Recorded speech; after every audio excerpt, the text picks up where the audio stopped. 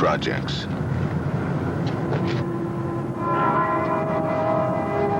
At first sight, perhaps a hollow no man's land, bricked, boarded, and cold. The projects. Not its real name, but a tight handle for this place. Eerie and calm now, in the eye of its own storm.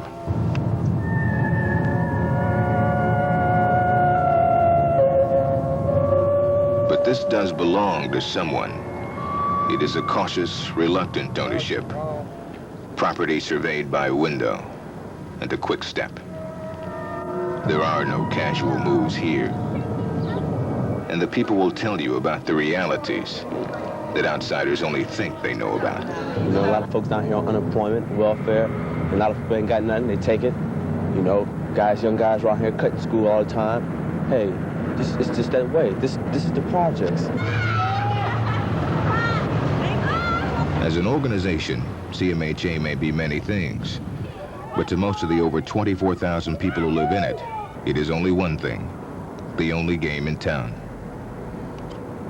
The average family's rent is $68 a month, but the average family income is less than $4,000 a year. Most of that income is welfare checks and food stamps, now going to 3 or 4 generations of poor. This perhaps is not at all the dream of those who first conceived the idea of public housing. They had something else in mind. In 1937, a little man with a lot of influence named Ernest Bone unveiled the first public housing in the country here in Cleveland. The idea had captured the fancy of some important people like Eleanor Roosevelt. And for the Depression era, it promised a lot. It promised decent, affordable housing for economically struggling families. It was to be a clustered, manageable, new kind of community, brick clean and cellular, offered to everyone regardless of race. In what is now the heart of the inner city, mostly white families became the first inhabitants of Cedar Estates. The new Cleveland Metropolitan Housing Authority, CMHA, led the way for public housing in many other cities. CMHA is no longer the model for other places. You know, right now, people feel like they're somewhere out of space because that's the way they make us feel. They feel like Metropolitan Housing has threw us aside like this is a lost city down here.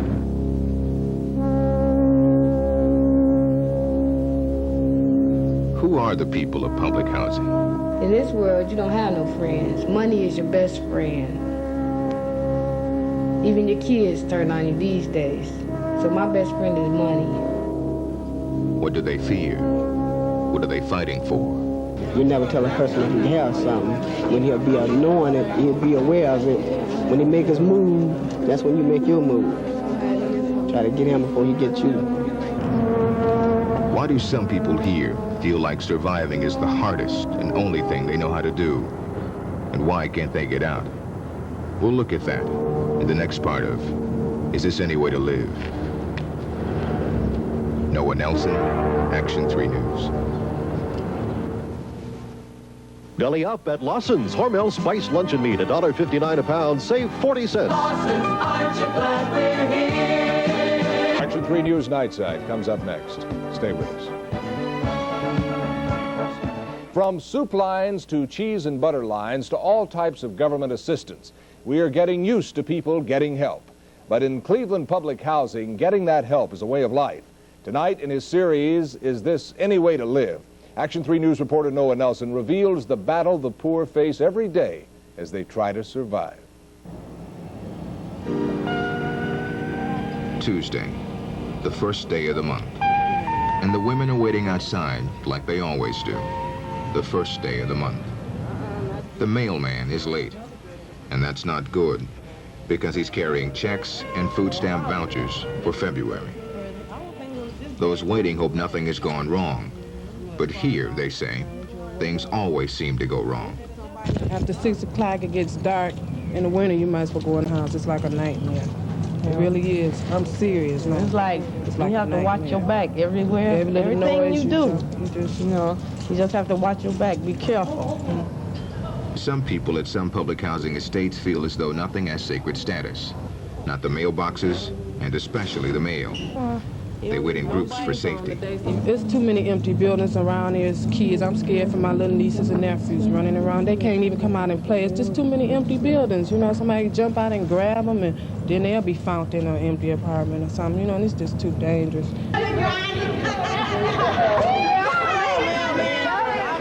The mailman finally does come. A relief to those waiting for the few $100s he will bring that will have to last the month. But getting a check is somehow both good and bad news. Residents walk in fear of those who would take the little they have. For those who live close to Woodland and East 55th, the idea is to cash what you've got and get home as soon as possible. Ones got to walk. They just risking, that's all. Like me, I'm finna walk. You know, ain't nothing gonna happen to me, you know. But, they'll find out if I have something or not if they try to do something to me. Do a lot of people carry weapons on them? Yes, they do. A lot of people in here have something on them now. The majority does. A knife or something? Guns, knives, whatever. Many here live with this kind of stress day in and day out. Hey, look at him. Look at that. Look. Look, I have been here 13 years. You want to see my lease? Oh, yeah, look at him. The stress of being afraid and the stress of being poor can get to you. It was getting to Joanne Smith the day I went to her house. Look down at him. Look right here. Man, look down here. Oh, let me show you something good. Oh, yeah, look at the ceiling. That's good. That don't work no more. The water running radiator. Look at my curtain. Look at this room. Do you want to sleep in here? Do you really want to sleep in here? Huh? Tell the truth. Look at my table. Look at my table. It's a bed. How would you like your kid to raise up like this? How would you like it? You don't want it. You do everything you can. You gonna like it. You ain't got no drawers on your ass. You try to get your kid a pair of pants so he can go to school. Huh? How would you like it? Huh? No, I want to be poor? Hell no, I don't want to be poor. An example of the frustration in one woman, feeling lost and trapped in a place where she doesn't want to be. Oh yeah, y'all looking at me, you feel sorry for me, right? I don't feel sorry for myself. Because baby, I'm going to do it. I'm going to do it. Noah Nelson, Action 3 News.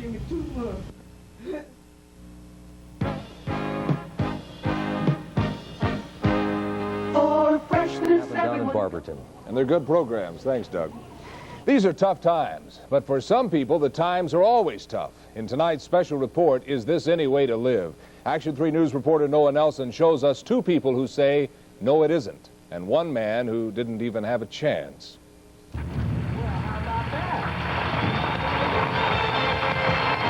Thank you, Chris, and thanks to Wkyc for that quick stop and number. By the way, that beautiful drum set and cymbals were furnished by Drum World of Pittsburgh. The TV plays in the middle of the afternoon with a show about common people and their secret fantasies being fulfilled. It is the high point of 19-year-old Dion Bailey's day. This is a real important day for you, isn't it, my friend? How you feel? Good? Well, you got your lovely wife. In the room, a baby sleeps in the crib, another sits on his mother's lap, and Dion talks about what she thinks about all the time, the way she lives.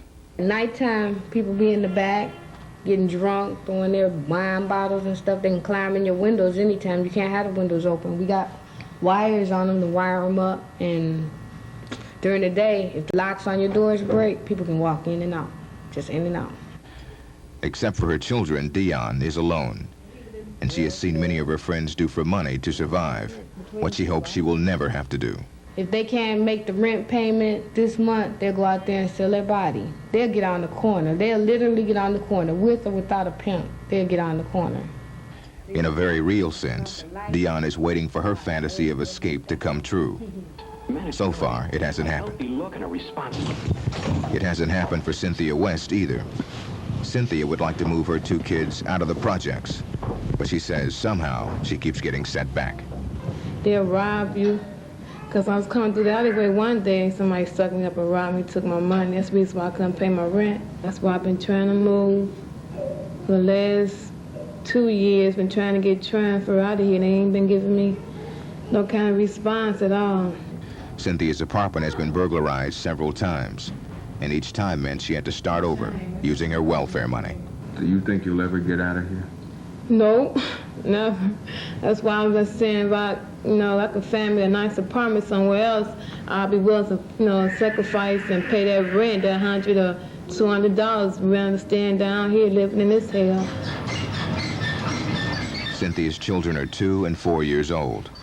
She has no job, no skills, and very little optimism about the future. What is doing chucking stuff down here? On almost any day in the projects, you can find a tough human story. On this day, several people were evicted, their possessions placed on the street. But in this case, the owner was in the hospital, which meant his furniture, clothes, everything were up for grabs. Everybody come and get what they want. Get what you want. The owner's name was Chuck. He didn't see his eviction notice because he was in the hospital. Chuck's nephew came by, but he knew he couldn't protect his uncle's belongings. I'm standing out here, but I can't stop people from taking what they want to take. So Chuck's possessions were carried away by the takers that no one dared to stop, in a kind of open competition for the gatherings of his life. By evening, it would all be gone. Neither right nor wrong. Just one more day in the projects. Noah Nelson, Action 3 News. Lawson Fresh, 2% milk in a plastic gallon jug, only $1.69. Lawson's, aren't you glad we're here? Brand new from good old Muller's. 5 delicious new side dishes. This is for Big Bob and for Little Bob. The sauces are tasty. Hey! And the shapes delightful. Thanks, Mom. So try new pasta shapes and sauces from Muller's. It's for Big Bob and Little Bob. No matter what the hour. Series, Is This Any Way to Live? Action 3 News reporter Noah Nelson surveys one night of crime in public housing. A typical night. The night is far warmer than usual, even stuffy and wet from the rain. People appear on the street as a silhouette here, a shadow there. It is Wednesday. It is quiet, and the quiet is rare, but doesn't last long. They robbed me. Mike, well, come here. We can't go looking for him. He grabbed me. He grabbed me behind. On the street, a man stumbles up, bloody and beaten with a knife in his hand. He has just been robbed. Put the knife away already. Give me that. CMHA security is there, but the man only knows 2 things about his attackers. But he's a tall dude and a short dude. A witness says 2 men ran into the CMHA high-rise for the elderly just a few blocks away. Security goes to check it out. This kind of thing has been happening a lot lately in and near the high-rises, and the people who live in them are afraid. Man went in there and robbed the woman and took her money and raped her. I heard him, but I couldn't go out there. And I called the police and they never did come. Here it is. Is this the gentleman right here, mister? On the 8th floor, security finds a suspect. He is not authorized to be in the building, and his explanation is shaky. Whose apartment is this? Curly John White. Now, why do you have to keep him in his apartment? He my uncle. I check on his house for him. He my friend. He ain't my uncle. Let me put that. He my friend. He ain't my uncle. The victim is not able to identify the man, but the man is arrested anyway for having unauthorized keys to the building and for being inside. Public housing's reputation for being dangerous is not without basis. Some residents see it as a fortress under siege from within, where every day is a gamble. I just hear people up and down the hallway, and then I just see gangs roaming around, and it's just the atmosphere. I guess I just feel jittery around here, day and night. I just left when I came back one day and somebody looked like they took a screwdriver and dug the wood out. They tried to take a screwdriver, I guess, and popped it off back. Does that happen a lot around here? Yeah, that's why some people move, because they done broken their house. CMHA has fewer than 45 security people trying to aid and protect 25,000 residents 24 hours a day. CMHA claims its emergency response time is about 3 minutes. Many residents say response time is more like 20 minutes, if at all. Thing is, everybody seems to think that when they have a problem, you should be there. Most of the things that happen here is because people let it happen. They won't help you. So, you're out there on your own and you're trying. On an average night, 2 patrol cars are virtually given the job of being everywhere. Tonight, they are called back to the same high-rise for an attempted rape. On a scale of 1 to 10 this evening, all hell has not broken loose. But it's only 9 o'clock, and the night is young. Noah Nelson, Action 3 News. It's not just one Goodyear retailer having a great sale on tires. News reporter Noah Nelson talks with some residents about a positive change they feel is on the way for the project. I told you in the beginning when you came here, Mr. Man, that I said we would be with you if you let. But I'm sorry, Precious. I'm sorry. An average CMHA board meeting. Here, the residents have a chance to tell the board what they think about the way things are being run, and they don't hold back. Let him see for himself what the mess is. And then once he has seen it and once he make up his mind, he is the director. You are not the director. You didn't do it when Fitzgerald was here, so why do you think you want to do it now? In reality, all eyes are focused on this man, new CMHA Director George James, on the job less than 2 months and in the hot seat to turn public housing around. If I've heard it once, I've heard it many times. Nobody gives a damn about us down here. How do you make people feel as though somebody cares? Well, it's not going to be an easy task. We start by doing the repairs that are necessary to the units that people have called in about. We respond in a reasonable amount of time. We do an efficient job. And and then we're polite about it and not indifferent. I've been doing The James schematic for success appears to be simple. Accept nothing less than high performance from employees and give the people a listening ear. But the new director's path has some heavy obstacles. Critics, some of the Housing Authority staff, secretly complain that hundreds of thousands of dollars are being wasted on outside contractors whose work is substandard. Nearly 2,000 apartments are vacant or boarded up, and critics say CMHA's $8.5 million budget for maintenance is not being administered very well. Also, as the economy continues to worsen, so does the intensity of theft and violence at some of the estates.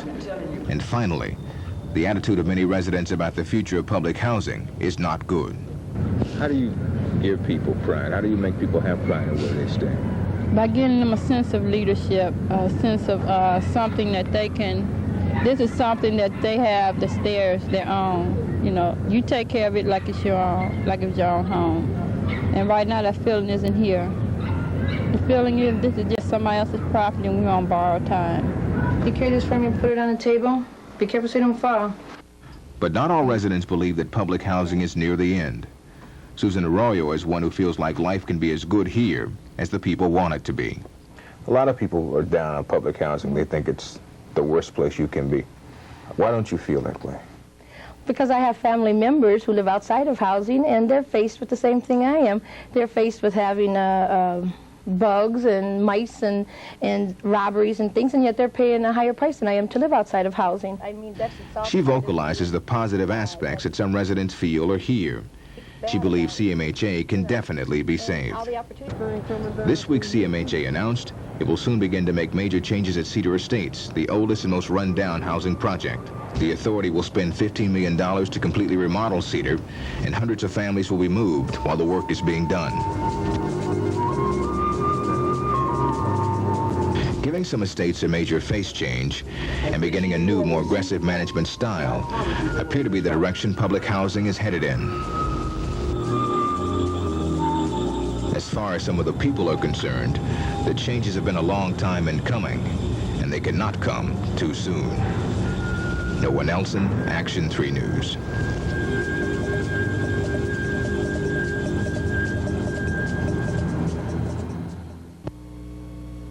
The exciting part for me is to make the scenes work. I just love to act.